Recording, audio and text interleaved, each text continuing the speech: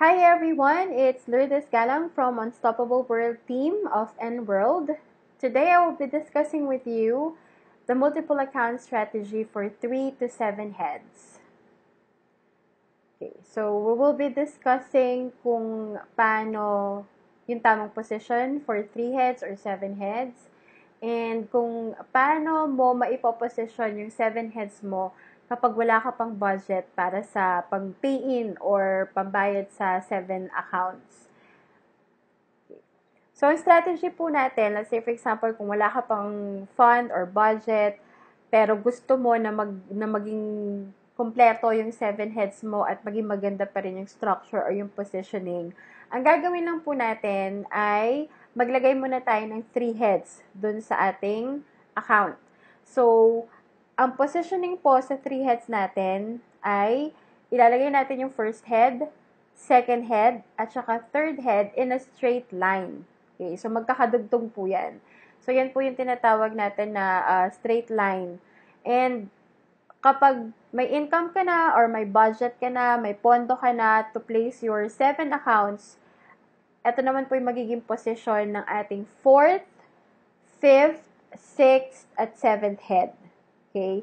So, ito po yung pinakamagandang structure for 7 heads. And, since kung wala pa po tayong budget para sa 7 heads natin, pwede po natin gawin yung 3 heads program para po makapag-build tayo ng complete na 7 head structure sa ating N-World business. Okay. Now, pag nailagay mo na natin yung 3 heads mo, so meron ka ng first head, second head, at third head in a straight line, ang una po natin gagawin kapag merong sumali sa atin, ay ilalagay po natin under ng third head, okay, sa baba ng third head natin, ilalagay natin yung unang sumali sa atin sa Team A.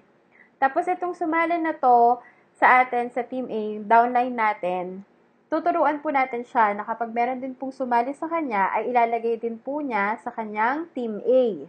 Okay. And then, itong sumali naman po sa kanya, dun sa naging downline mo, tuturuan din po niya, kumbaga, i-duplicate din po niya dun sa mga sasali sa kanya na maglalagay din po sila sa kanilang Team A. So, makakabuo tayo ng straight line or tinatawag natin na power legging pagdating po sa structuring or positioning sa MLM. So, pag nagkaroon na po ng power leg yan, syempre, magbibuild din po sila ng mga network nila. Maglalagay na rin sila sa kanilang Team B and yan po magiging structure nila under sa third head mo. Ngayon, pag meron pong sumali sa inyo, may pangalawang sumali, so second person na magjo-join or na magiging downline mo, ilalagay naman po natin siya sa inyong Team B. Okay?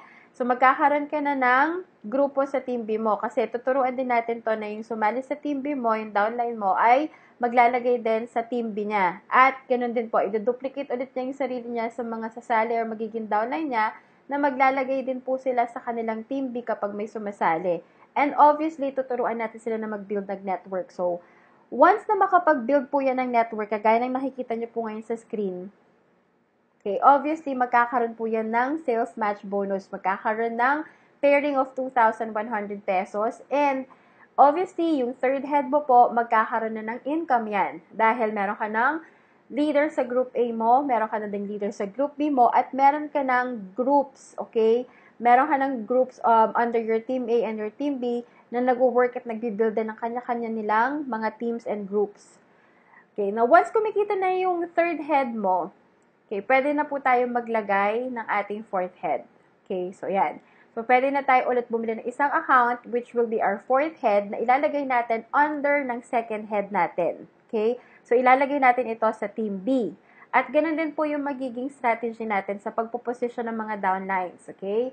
So, pag meron pong ulit sumali sa'yo, ilalagay mo ngayon itong sasali na to sa Team A under your fourth head naman. Okay? And then, itong sumali na to, okay, sa Team A, na nilagay mo sa Team A mo under your fourth head, ay tuturuan mo ulit kagaya ng strategy na ginawa natin sa una, na pag may sumali ay maglalagay sa Team A niya. At ganoon din lahat ng mga sasali, maglalagay din sa kanilang Team A para makabuo ng power legging or straight line at natutulungan kung sino yung mga nasa ibaba nila. At syempre, tuturuan din natin na mag-build ng kanilang mga network para din sila ay kumita. So, once na makapag-build sila ng network nila, at syempre, hindi tayo tumitigil sa pag-sponsor or sa pag-share ng business natin. So, pag may sumali ulit sa'yo, yung susunod na sasali sa'yo ay ilalagay mo naman sa Team B. Okay? So, siya yung magiging leader ng iyong Team B under your fourth head. At itong tao na to na sumali under your Team B ay tuturuan ulit natin na maglalagay ng kanyang downline dun sa Team B. At yung mga taong sasali din dito sa downline mo at sa leaders mo sa Team B, ay ganun din. Magpo-form din ng straight line or power legging. Maglalagay din sila sa kanilang Team B. Nang sa ganun ay matulungan po yung mga nasa ibaba din nito.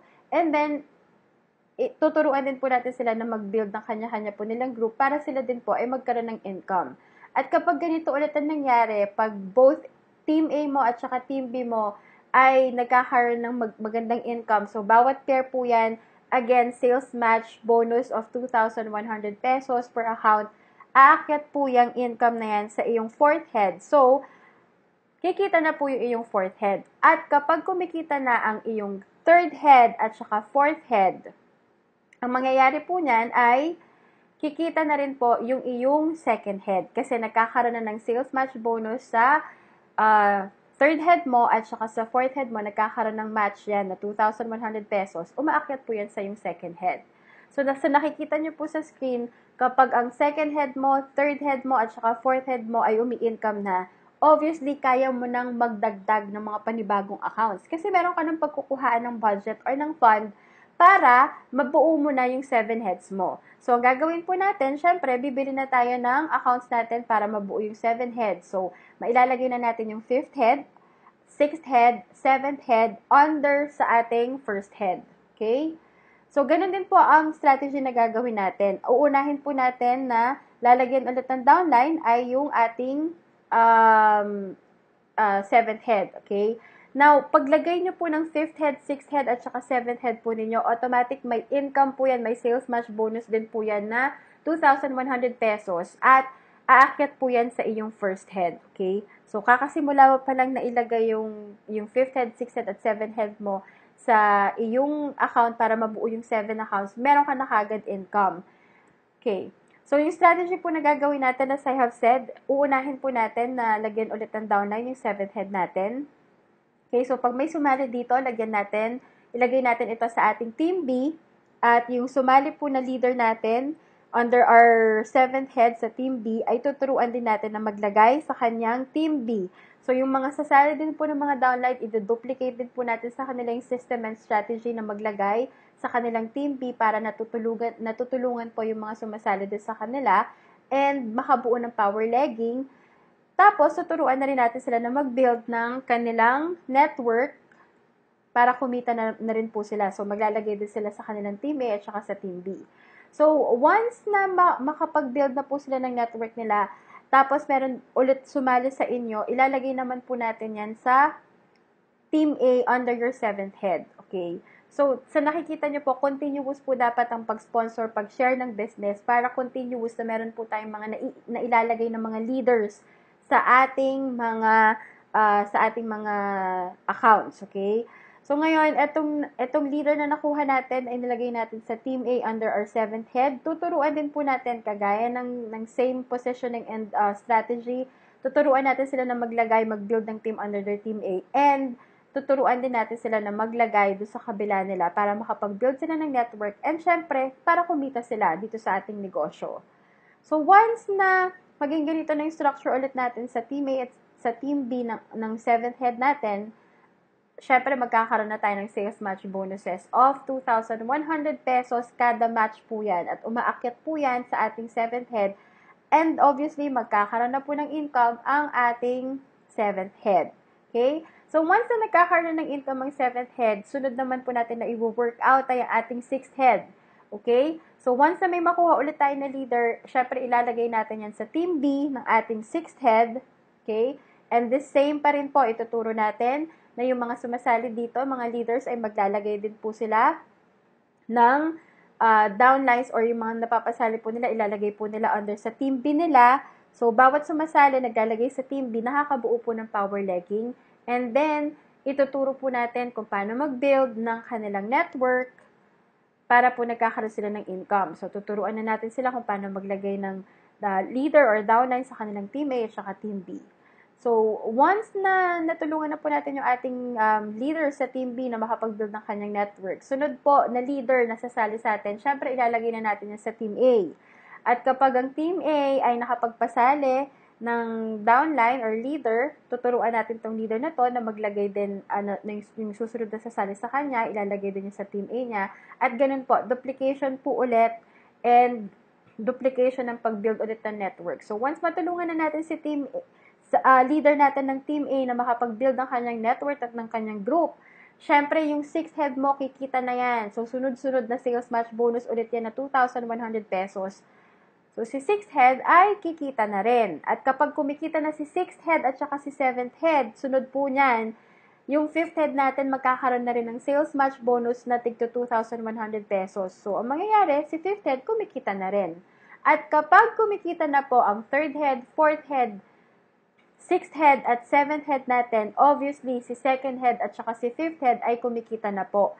At kapag kumikita po ang grupo ng ating 2nd head at saka ng ating 5th head, okay, syempre po, ang pinakamalaking income po dyan ay yung mapupunta rin po sa ating 1st head. Kasi automatic, pag kumikita na po lahat ng heads natin sa 7 heads program natin, kumikita rin po yung 1st head natin. So, yan po yung pinakamagandang structure wherein kumikita ang 1st head, 2nd head, 3rd head, 4th head, 5th head, at 6th head, at 7th head po natin. Okay? So, tandaan lang po natin, kung wala pa po tayong budget para sa 7 heads, okay lang po yan. Kasi dito sa structure strategy po na ginawa natin, pwede po na kahit 3 heads lang po muna yung unahin natin. Sa ganitong structure, mako-control pa rin po natin na mabuo natin in a perfect structure yung ating 7 heads program. So, wag po kayong matatakot na kapag wala pa kayong pang 7 heads ay hindi muna kayo sasali or gagawin tong business ng N-World. Ngayon pa lang po, pwede nyo pong simulan yung N-World business natin kahit pang 3 heads lang po yung kaya ng budget natin. Sa ganitong paraan po, kikita pa rin po tayo ng malaki at mai-position pa rin po natin na maayos yung ating 7 heads. So again, this is Lourdes Galang from Unstoppable World team of N-World. I hope that you have learned a lot sa positioning, sa strategy, pati sa paggawa ng structure for our 7 heads at saka yung diskarte natin kung paano natin masisimulan yung N-World business na kahit wala tayong pondo para sa pang 7 heads ay magagawa pa rin natin. And yung strategy para sa 3 heads din.